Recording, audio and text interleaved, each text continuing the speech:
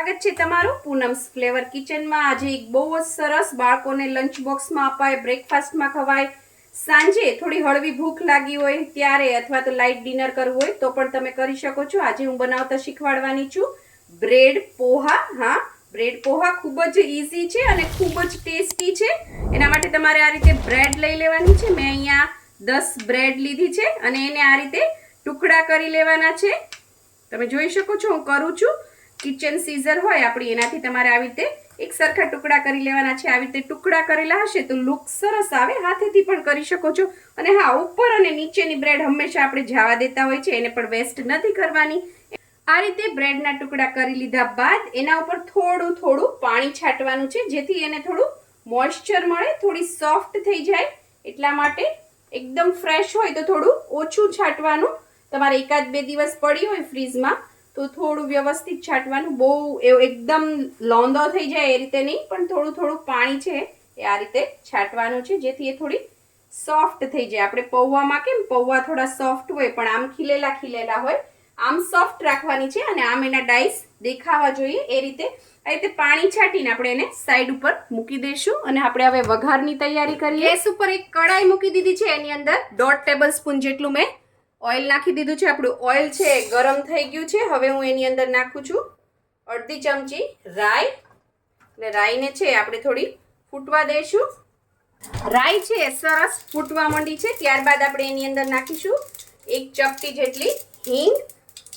પછી મેં અહીંયા સુરતી લીલી મરચી લીધી છે, 2 લીધી છે। તમે જેટલું તીખું ખાતા હોય એ પ્રમાણે કરી શકો છો, અને બાળકો માટે કરતા હો તો સ્કીપ કરવી હોય તો કરી શકો છો।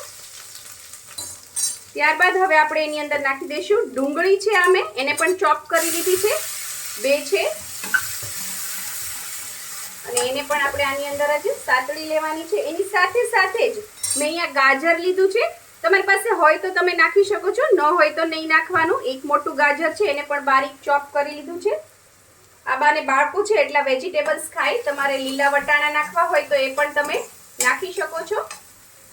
અને આને આપણે એકદમ કૂક નથી કરવાનું, થોડું ક્રન્ચી જ રાખવાનું છે। એટલે સાથે સાથે જ મેં અહીંયા બાફેલા બટેટા લીધા છે અને એના ટુકડા કરી લીધા છે, 2 બટેટા છે, એને પણ આની સાથે જ આપણે મિક્સ કરી દઈએ। મીઠા લીમડાના પાન નાખી દઈએ 8 થી 10, અને હવે આપણે થોડુંક સતળાઈ ગયું છે એટલે એની અંદર આપણે હળદર નાખીએ, અડધી નાની ચમચી જેટલી મેં આમાં હળદર નાખી છે, કારણ કે આનો કલર છે યેલો હોય। મેં બ્રેડ પોહા કીધા, જેમ આપણે બટેટા પૌવા કરીએ છીએ એ જ રીતે આ બનશે, પણ ખૂબ જ ટેસ્ટી લાગશે।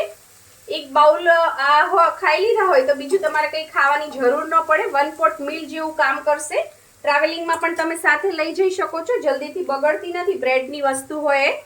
અને હવે હળદરને થોડી પાકવા દઈએ, નહીતર એની સ્મેલ આવશે કાચી।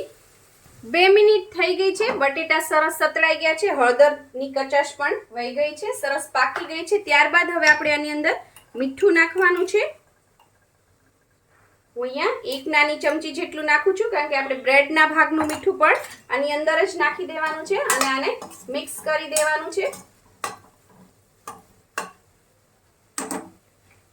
અને હવે આપણે મિક્સ કરીને તરત જ આ બ્રેડના ટુકડા જે આપણે રાખેલા હતા થોડું થોડું પાણી છાંટેલા એ આપણે આની અંદર નાખી દઈશું અને મિક્સ કરી દેવાનું છે। મિક્સ કરતા પહેલા આપણે લીંબુનો રસ નાખી દઈએ। મેં અહીંયા 1 લીંબુનો રસ લીધો છે, કારણ કે આ સરસ ટેંગી હશે તો ટેસ્ટી હશે, તો ખૂબ મજા આવશે ખાવાની। તમારે ઓછું નાખવું હોય તો નાખી શકો છો। ખાંડ નાખું છું અહીંયા 1 નાની ચમચી જેટલી, મેં તમને કીધું એ રીતે ખૂબ મસ્ત લાગશે આ। તમારે સ્કીપ કરવી હોય, ન ગમતું હોય ખાટું મીઠું તો સ્કીપ કરી શકો છો, પણ પૌવા જેવું લાગશે। આપણે ગુજરાતીઓ તો ખાટું મીઠું ખાતા હોઈએ છીએ। આ 2 નાખશું તો ખૂબ સરસ ટેસ્ટ આવશે। હવે આ બધું સરસ મિક્સ કરી દેવાનું છે। આપણે બધા વેજીટેબલ્સ નાખીએ એનાથી લુક છે ખૂબ સરસ આવે। આમાં હજી તમે વટાણા નાખી શકો છો, કેપ્સિકમ નાખી શકો છો તમને પસંદ હોય તો, અને આમનમ બનાવવું હોય તો આમનમ પણ બનાવી શકો છો। ખૂબ જ જલ્દી બની જાય છે। સવારે આપણે ખૂબ ઉતાવળમાં હોય ત્યારે બાળકોને આ ઇન્સ્ટન્ટ રેડી કરીને આપી શકીએ છીએ। બ્રેડ મિક્સ કરી અને મેં આને 2 થી 3 મિનિટ છે એ રાખ્યું છે આ રીતે ગેસ ઉપર, અને ફેરવીને કરવાનું, એટલે છે બ્રેડ છે એ બહારથી થોડી ક્રિસ્પી થઈ જાય અને આપણે અંદર પાણી થોડું છાંટેલું છે એટલે અંદરથી એકદમ સોફ્ટ રહેશે અને બહારથી ક્રિસ્પી થઈ જશે. 2-3 મિનિટ જ કૂક કરવાની, જેથી મસાલા હળદર બધું સરસ ચડી જાય. આ છે આ રીતનું યેલો કલરનું જ હોય છે, એટલે તમારે તીખાશ જેટલી નાખવી હોય તમે લીલા મરચાંની નાખવાની. અને જો તમને લાલ મરચું પસંદ હોય તો ઉપરથી નાખી શકો છો, પણ એમાં નખાતું નથી હોતું. ટેસ્ટમાં થોડો ડિફરન્સ આવી જાય છે. અને મોટા લોકોને ખાવું હોય તો તમે લાસ્ટમાં થોડો ગરમ મસાલો નાખવો હોય તો પણ નાખી શકો છો. આ રેડી થઈ ગયું છે. ખાંડ અને લીંબુ જરૂરથી નાખજો, એનાથી ખાટો મીઠો ટેસ્ટ ખૂબ જ સરસ આવતો હોય છે. હવે આપણે આને સર્વ કરી લઈએ. જો તમે કેટલો સરસ લુક આવે છે. લંચ બોક્સમાં દેશો બાળકોને તો ખૂબ જ ભાવશે. આ રીતે તમે જોઈ શકો છો મેં એને પ્લેટમાં સર્વ કરી દીધી છે. હવે હું આની અંદર નાખું છું સેવ. જ્યારે તમે સર્વ કરો ત્યારે તમે સેવ નાખી શકો છો આની ઉપર. ખૂબ સરસ ટેસ્ટ લાગે છે. આમનામ સર્વ કરવું હોય તો પણ કરી શકાય. અને થોડી હું તીખી સેવ નાખીશ આના ઉપર, એનાથી લુક અને ટેસ્ટ ખૂબ જ સરસ આવશે. જો તો તૈયાર છે આપણા બ્રેડ પોહા.